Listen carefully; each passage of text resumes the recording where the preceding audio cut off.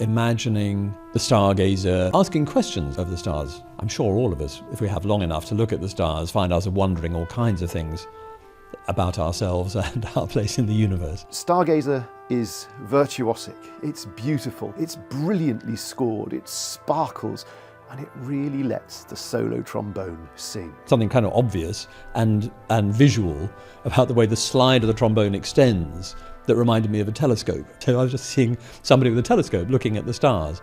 I was imagining them looking in different directions and looking at the night sky. There is a sort of feeling of wonder about that, and I think that you can hear that in Stargazer.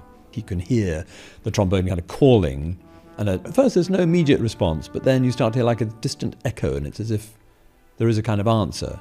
Maybe it's an answer he's imagining, and that brings the orchestra to life. It's fantastic.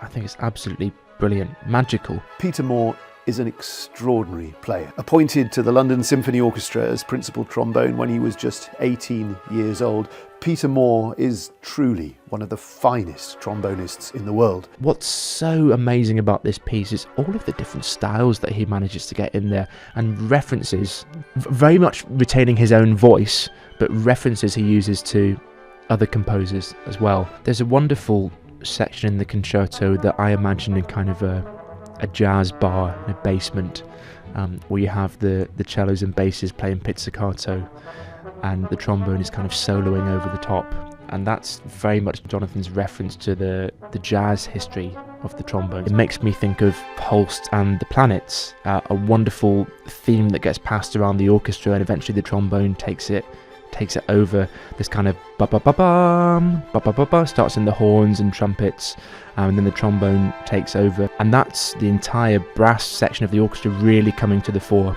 Jonathan Dove describes the concerto as an opera for trombone and orchestra, so putting this piece amongst other works from the operatic canon seemed the right thing to do.